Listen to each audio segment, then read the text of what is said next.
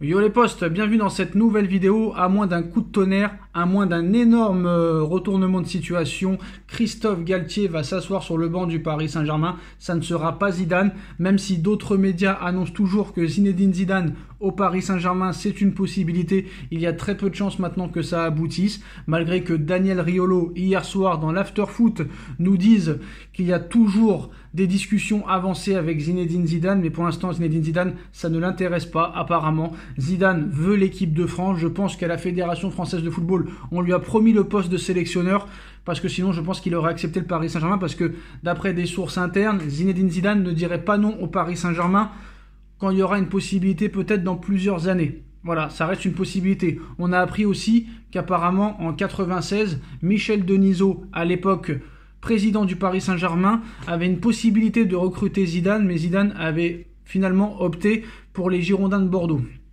Après la Juve, le Real Madrid et la belle carrière en équipe de France. Donc voilà, donc maintenant, à moins de 2 semaines de la reprise, ou 2 semaines jour pour jour de la reprise du championnat, officiellement toujours pas d'entraîneur, mais le PSG a accepté de payer une indemnité de près de 10 millions d'euros à Nice pour enrôler Christophe Galtier. Et là, ça pose problème parce que entre le départ de Pochettino qui va coûter entre 15 et 20 millions d'euros et l'arrivée de Christophe Galtier au Paris Saint-Germain, rien que pour les coachs, ça a coûté déjà 30 millions d'euros ton mercato.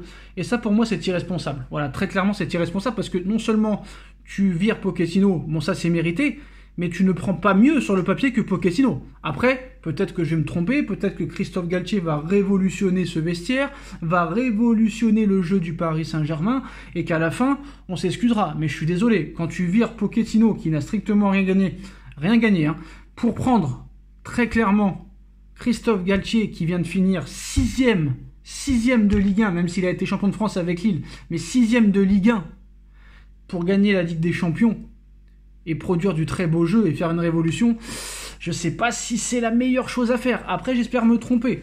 Mais bon, c'est encore un pari. Et à Paris, sans faire de jeu de mots, on a fait trop de paris qui n'ont pas marché.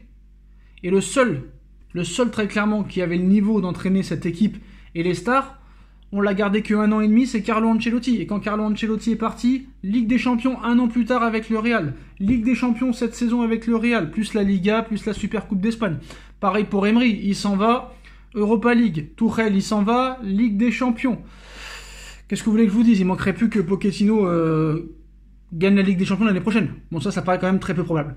Donc maintenant, entre Pochettino et Galtier, ça coûte quand même 30 millions d'euros. Alors au début, l'OGC Nice réclamait entre 8 et 10 millions d'euros pour libérer Christophe Galtier. Le PSG n'est pas disposé à proposer plus de 5 millions d'euros. La possibilité d'inclure des joueurs a été évoquée. Dina Ebimbe a été proposée, mais peu de chances que ça aboutisse vu sa valeur marchande.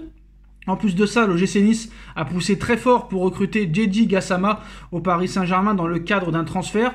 Les deux clubs ont discuté, mais il y a très peu de chances que ça se fasse vu que Nice veut un transfert sec. Donc voilà, 10 millions d'euros pour Galtier.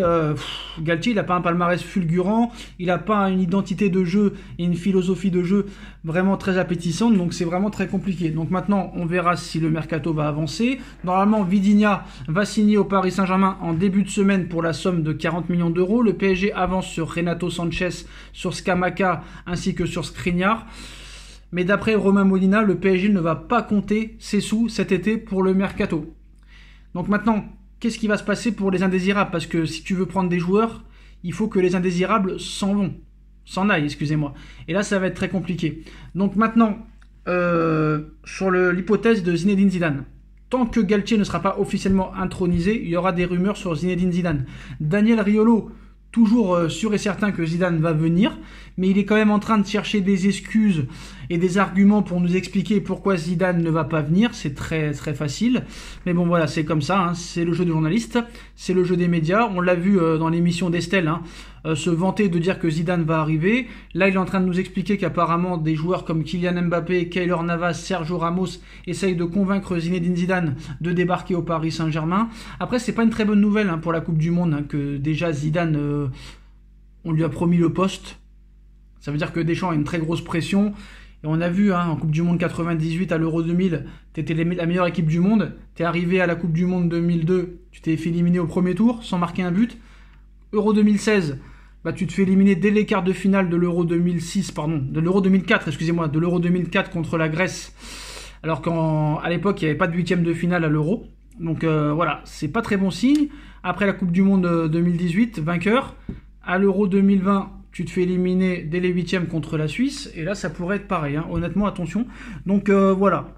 En ce qui concerne le mercato, maintenant, Luis Campos travaille avec Jorge Mendes pour voir un petit peu s'il y a possibilité d'avoir un accord très rapidement avec Renato Sanchez. Bon, le dossier Skriniar avance à grands pas, Scamacca pareil aussi. Mais bon, alors apparemment, sur les indésirables, Luis Campos et Enrique, si très clairement il n'y a pas de possibilité de vendre ces joueurs, créer un loft, comme l'avait fait à l'époque Marcelo Bielsa en 2014, si je ne me trompe pas, à l'Olympique de Marseille. Il avait fait un loft où il avait mis tous les indésirables pour les pousser très clairement à quitter le club, au risque de ne plus jouer une seule seconde. Mais là, je pense qu'à l'époque, il n'y avait pas les mêmes salaires que les indésirables du PSG à ce moment même, à l'instant T. Les Julian Draxler, les Pablo Sarabia, les Thilo Kehrer, les Ander Herrera, ça a des très très gros salaires. Donc on ne peut pas comparer les salaires de l'époque aux salaires de maintenant. Donc même avec un loft et en leur menaçant de ne pas jouer, je pense qu'ils ne s'assoiront pas sur leur salaire qui est énormissime. Bernat aussi, hein. Est-ce que Galtier peut relancer un Juan Bernat, peut relancer un Thilo Kehrer, peut relancer un Julian Draxler, peut relancer un Pablo Sarabia, peut relancer un Idrissa Gueye, un Herrera, je ne sais pas. C'est tout ce qu'on demande, nous, honnêtement, c'est tout ce qu'on demande. Mais voilà, la prolongation de Leandro Paredes, personne ne comprend. Très clairement, personne ne comprend. Alors maintenant, ce qu'il va falloir faire, c'est qu'il va falloir amener de l'intensité, il va falloir trouver un attaquant. Scamacca, peut-être qu'il peut aller chercher la profondeur, mais vu son gabarit, j'ai peur que ça ne peut pas être le cas. Très clairement. Et si Neymar ne retrouve pas son niveau et Messi ne retrouve pas son niveau, et je pense qu'ils vont pas se battre à 100% à quelques mois de la Coupe du Monde par peur d'être blessés, ça c'est aussi problématique. Alors que des joueurs comme Skriniar, des joueurs comme Scamacca ne joueront pas à la Coupe du Monde. Donc ça peut être très intéressant, mais il faut chercher un milieu de terrain. On a trop pris de milieux de terrain qui n'ont pas la compétence de Marco Verratti. Tous les milieux de terrain qu'on a pris depuis 4-5 ans, ils n'ont jamais rien fait. Ils n'ont jamais été à la hauteur de Verratti qui est là depuis plus de 10 ans maintenant. Donc c'est quand même assez inadmissible. Donc maintenant les postos, on va passer aux très grosses infos mercato hors Paris Saint-Germain. L'AC Milan a fait une offre pour Marcelo qui est libre depuis son départ du Real Madrid. Sadio Mané en route pour le Bayern de Munich, il va toucher un salaire de 1 300 000 € par mois. Sadio Mané pourrait être présenté mercredi à l'Allianz Arena. Le Bayer Leverkusen demande près de 200 millions d'euros pour ses 3 stars, donc c'est incroyable quand même. Parmi ces 3 stars, Moussa Diaby en fait partie, l'ancien du Paris Saint-Germain. Le Bayer demande 161 millions d'euros pour ses 3 joueurs. Patrick Schick, voilà, qui a été deuxième meilleur buteur du championnat allemand, ainsi que Monsieur Diaby. Donc voilà, donc c'est dommage, hein. Entre Nkunku, entre Coman, entre Diaby et entre beaucoup d'autres, il y a vraiment du gâchis au Paris Saint-Germain, c'est vraiment dommage.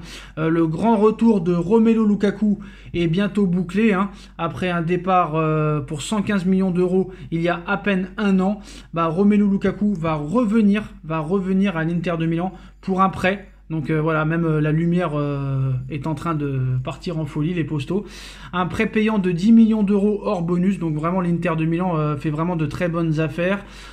Sébastien Haller devrait quitter l'Ajax d'Amsterdam pour aller au Borussia Dortmund. Le Borussia qui achète toujours des joueurs à 10, 15, 20 millions et va les revendre 300 plus tard. Donc c'est quand même assez incroyable les postos. Donc voilà, Ansu Fati aussi continue d'inquiéter le FC Barcelone et l'Espagne. Ansu Fati qui n'arrive pas à retrouver son niveau d'antan. Donc là aussi c'est assez problématique. Donc voilà les dernières infos, les postos. Dites-moi en commentaire ce que vous en pensez. On like, on partage, on commente, on s'abonne. On se retrouve très vite. Et excusez-moi, c'est les aléas du direct. On se retrouve très rapidement pour une nouvelle vidéo. Tchuss.